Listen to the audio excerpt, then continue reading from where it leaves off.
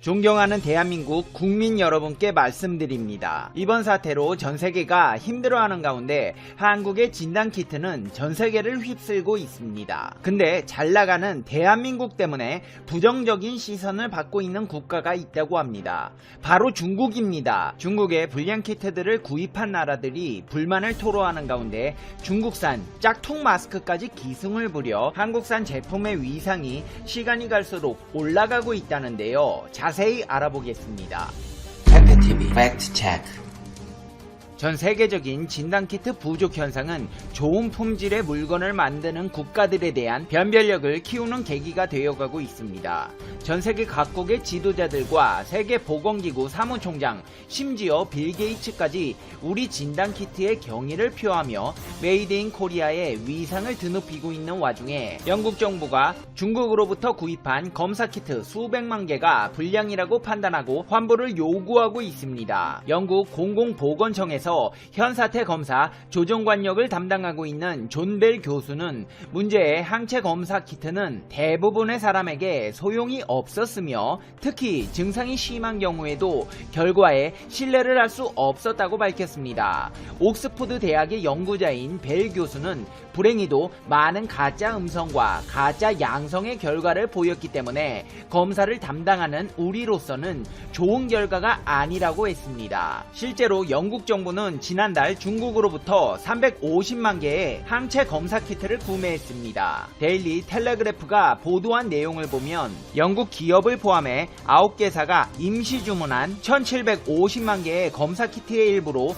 벨 교수는 어떤 것도 대규모 검사를 시행하기에 충분하게 신뢰성을 얻지 못했다고 했습니다. 영국이 중국산 불량 키트를 구매해 환불 소동을 벌이고 있는 상황에 대해 영국 공공보건청은 책임을 면치 못할 것으로 보입니다. 실제로 영국 보건청의 피콕 박사는 손가락 끝을 찔러 나오는 피로 검사할 수 있는 중국 키트를 게임 체인저라고 부르며 무한 신뢰를 보였기 때문입니다. 중국산 키트를 이용해 바이러스 면역 여부를 확인하고 문제가 없다면 격리해서 해제시켜 직장으로 복귀하는 데 활용할 것으로 기대한 그들이지만 이 중국산 검사 키트가 명백히 불량으로 판정남에 따라 영국 국민들은 앞으로 다른 키트를 구할 때까지 더 오래 기다리게 되었습니다. 크리스 위티 정부 최고 의료 고문은 이에 대해 앞으로 검사할 수 있는 검사 키트가 결국 개발될 것을 확신한다고 말하며 불량 검사 키트에 대해 환불 조치를 요구해 나갈 것이라고 전했습니다.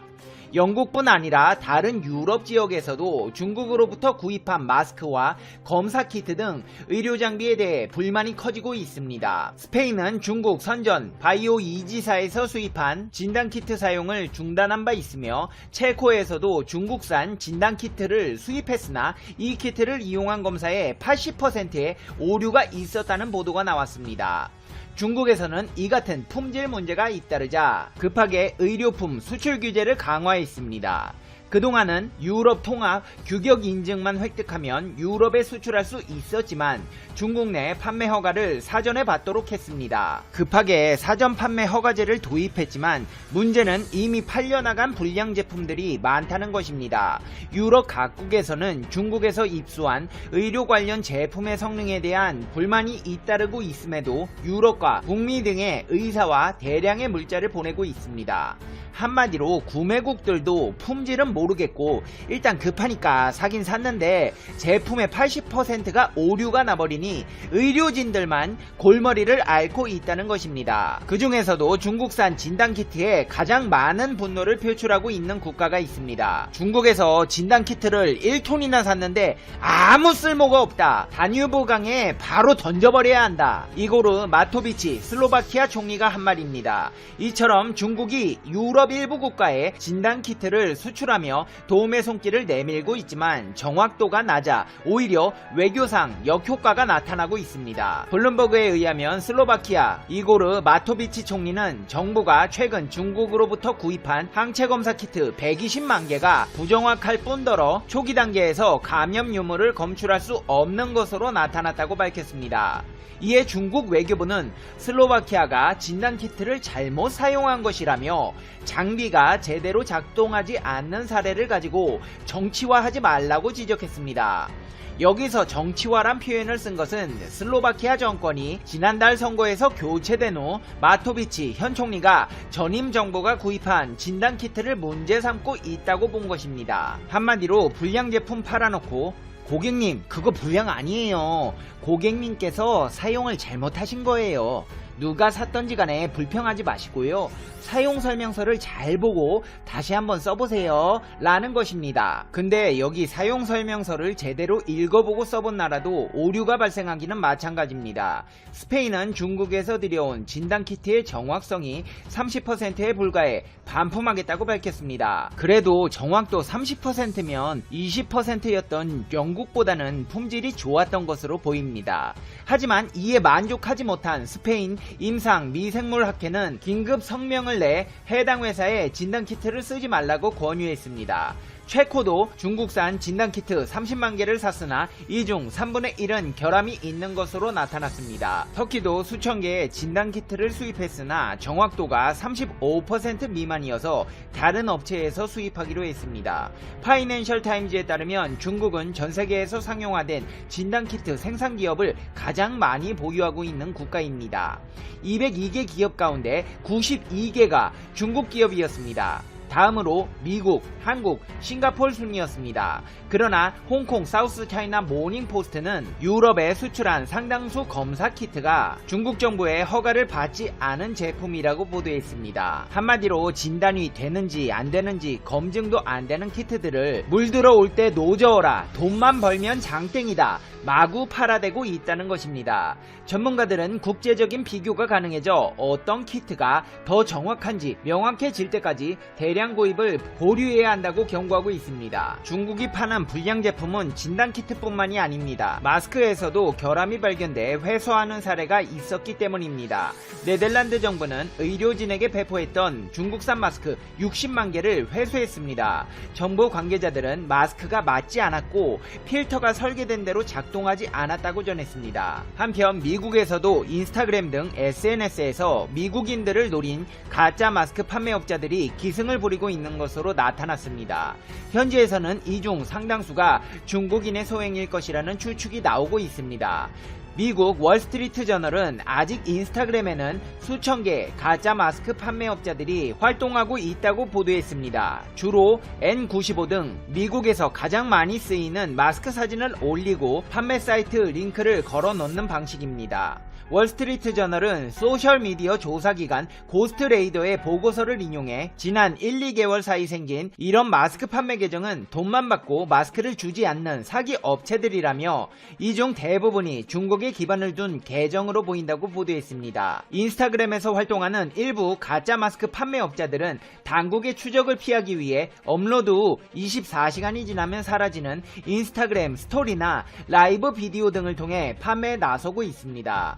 페이스북과 달리 인스타그램에서는 아직 일부 판매업자에 한해 합법적으로 마스크와 같은 보호장비를 판매할 수가 있는데 이 점을 악용해 가짜 마스크 판매 계정이 기승을 부리고 있는 것입니다. 그렇다면 한국산 진단키트는 어떨까요? 한국산 진단키트 앞에 그야말로 레드카펫이 깔렸습니다. 전세계 주요 정상들이 앞다퉈 한국산 진단키트를 구매하겠다고 직접 요청하고 있습니다. 진단업계는 최대 의료기기 시장인 미국의 요청으로 진단키트를 수출하게 된 것에 대해 벤처기업들의 수건이 풀렸다며 감회가 새롭다는 반응입니다. 이번 사태 이전까지는 국내 업체의 수출은 주로 개발도상국 위주였으나 앞으로 진단키트 시장의 판도를 빠르게 바꿔나갈 것으로 보입니다. 진단키트를 포함한 한국의 의료기기 시장은 전세계 시장 규모 중 단 1.4% 수준이었지만 이번 사태로 한국 기업들의 기술력을 공표한 셈입니다. 그렇다면 세계 각국은 왜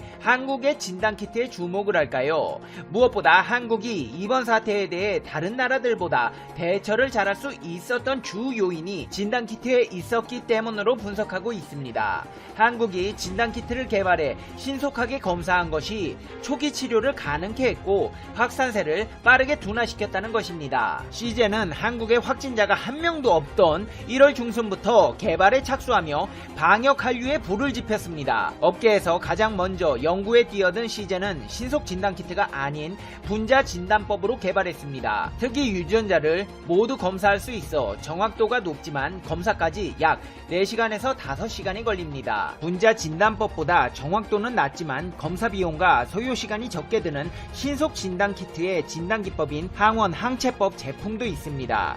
바디텍메드, 젠바디, 이뮤노스틱스 등의 신속 진단키트를 개발한 업체도 간편함과 경제성을 장점으로 해외 수출길에 올랐습니다. 확산세가 빠른 해외에서 선별 검사로 쓰이기 적합하다는 평가입니다. 이렇게 정확도면 정확도, 속도면 속도, 어느 하나에서도 빠지지 않는 다양한 진단키트를 무기로 전 세계에 우리 기술력을 드높이고 있는 진단키트에 대해 알아봤습니다. 이제 페페TV의 결론 듣겠습니다. Conclusion. 페페TV. 여러분, 요즘 벚꽃이 이쁘게 폈는데 사회적 거리두기로 인해 밖에 못 나가서 많이 답답하시죠? 그래서 교회에 인적이 드문 곳으로 가서 벚꽃을 찍어봤습니다. 이쁘죠? 이걸로 꽃놀이를 대신할 수는 없겠지만 시청자 여러분께 조금이라도 위안이 되었으면 하는 바람입니다. 이쁜 꽃마다 피는 시기가 다를 뿐 꽃은 필 수밖에 없다는 거, 그리고 당신의 미래는 모든 것이 완벽하게 이루어지게 될 수밖에 없다는 거 알고 계시죠? 시청자 여러분 다같이 힘내서 우리 위기를 이겨내요. 이런 상황에서 힘드시겠지만 오늘 하루도 행복하게 보내셔야 해요. 당신은 소중하니까요. 다음 영상에서 봬요. 안녕. 일본 하면 딱 떠오르는 것들이 있죠. 그 중에 애니메이션도 포함될 텐데요. 일본의 극우 성향을 띠는 데일리 신초에서 한 애니메이션을 두고 한국의 반일 불매 운동을 한순간에 파괴할 저력이라며 소개했습니다.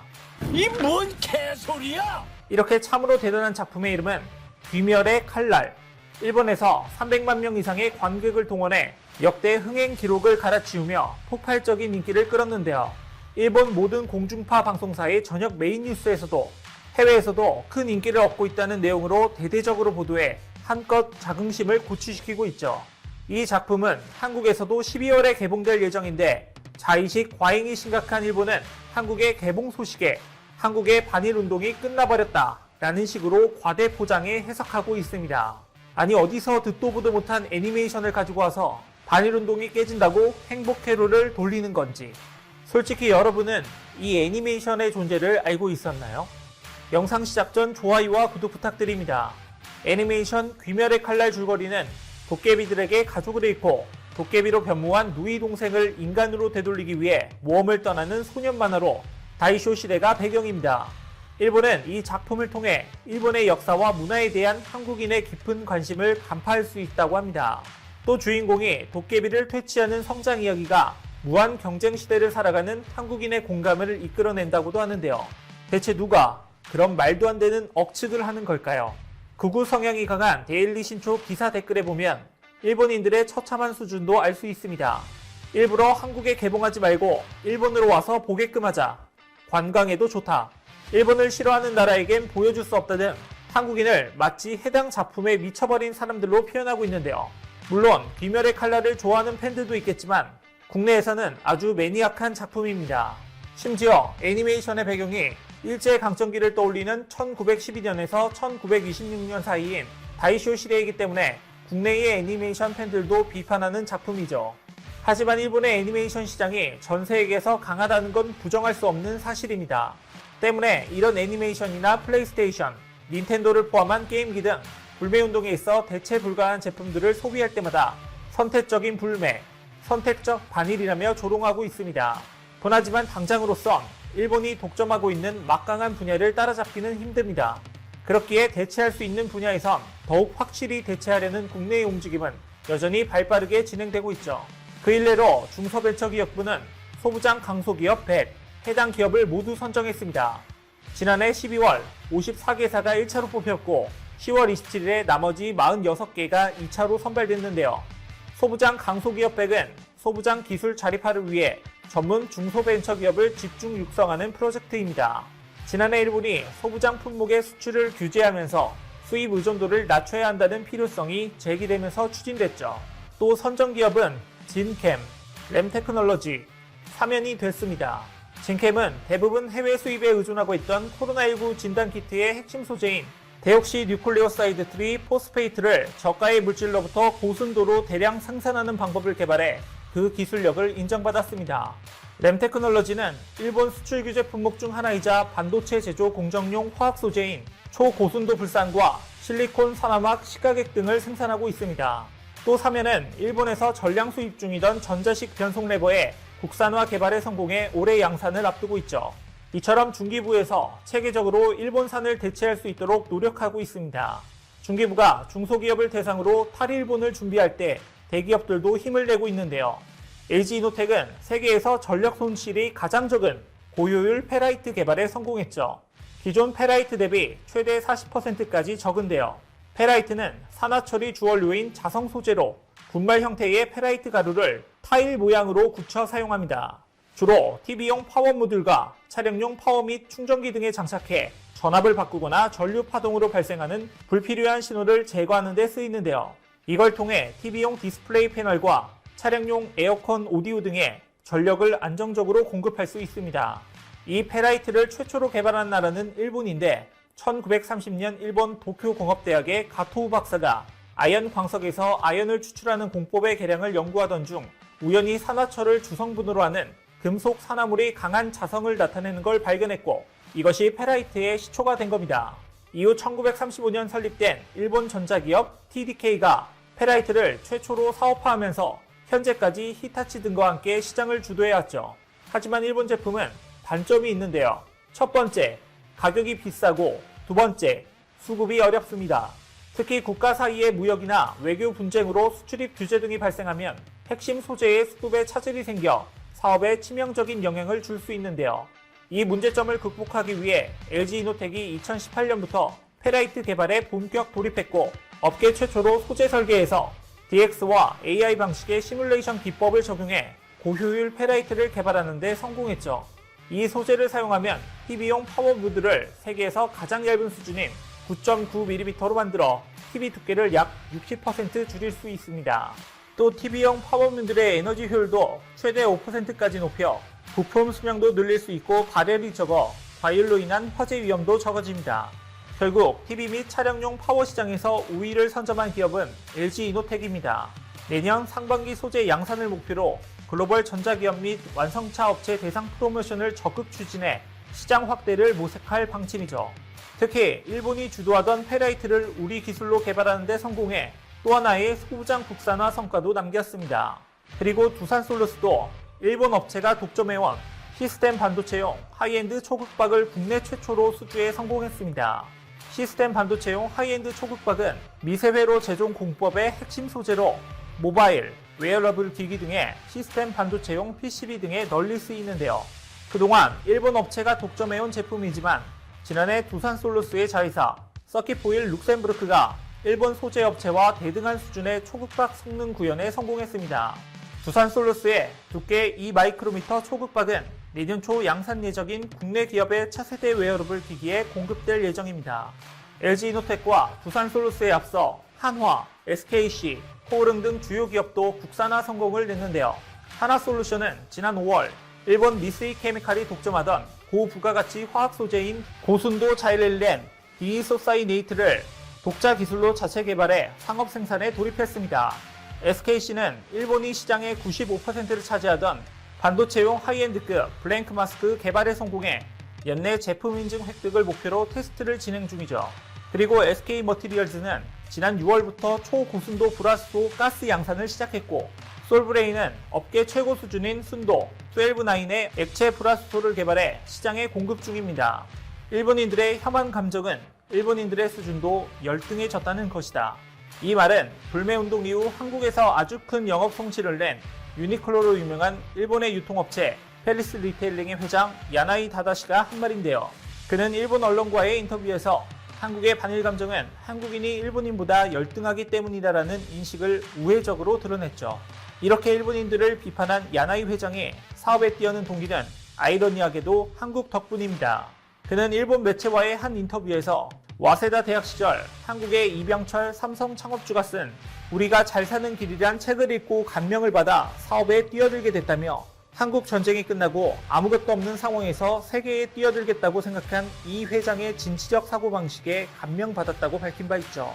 한국을 통해 영감을 받은 야나이 회장은 험한 발언을 했고 결국 유니콜로는 한국 시장에서 날개가 찢어진 채로 추락하고 있죠. 현재 서울 강남점을 포함해 20여 곳의 매장이 폐점했고 2018년 국내 시장에 진출한 자매 브랜드 지유도 판매가 중단된 상태입니다. 일본의 미래는 야나이 회장과 같습니다. 일본은 한국 전쟁으로 인한 특수 등으로 한국에게 빨대 꽂아 배를 불려왔지만 결국 한국을 향한 혐오로 야나이 회장처럼 추락하게 된 것입니다. 여러분도 상황 판단 능력이 모자란 일본이 애니메이션을 보면서 환상 속에서 살고 있는 사이 한국은 탈일본을 계기로 더욱더 경제적으로 성장할 거라고 생각하시지 않나요? 이와 관련된 여러분들의 다양한 의견 댓글로 남겨주시면 감사하겠습니다. 혹시 주식 하시나요? 반도체 관련 급등 종목이 알고 싶으시다면 오른쪽 버튼을 클릭해주세요.